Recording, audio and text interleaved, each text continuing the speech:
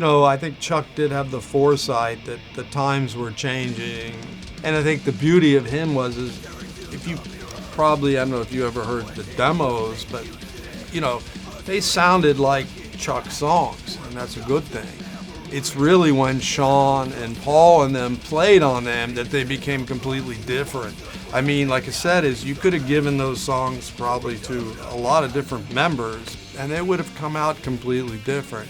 Because Chuck really let them do what they want to do, let the metal flow, metal brother, he would say. Chuck had the musicality, and he had the foresight to be like, man, if I get a real monster tech drummer, I wonder what my shit would sound like. So he had the vision for that, and he had the wherewithal to let Sean rip, but it was Sean that made Human like what it is that we still talk about to this day, like that tech death.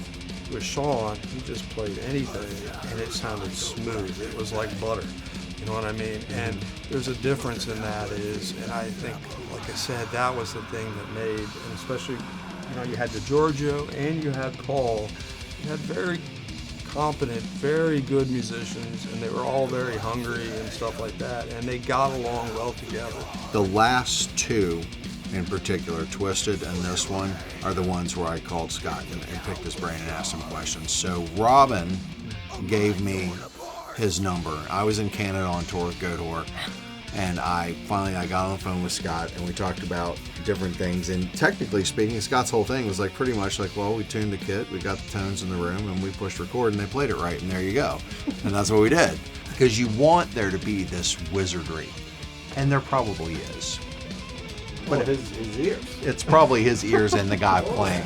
So I talked to Scott I was standing on a loading dock in Canada mixing a Go Tour show, and I talked to Scott on the phone for about an hour and just asked him questions about the way they did things back then or whatever. And basically, there's a bunch of tech stuff, but the majority of it, Scott told me what you already know. Tune the drums, get a good tone, make them play it right. There you go, you got a good record. Moving forward to this one, the idea was essentially, I just want it to be done real. I want to mix it through a console, the way Scott would have done it back then. I have ways of automating it, but it's going to be minimal automation. I'm going to use outboard gear. I'm going to use a console. I'm going to use real effects racks. I just wanted it to be very as close to the way that it used to be done as I could possibly do it.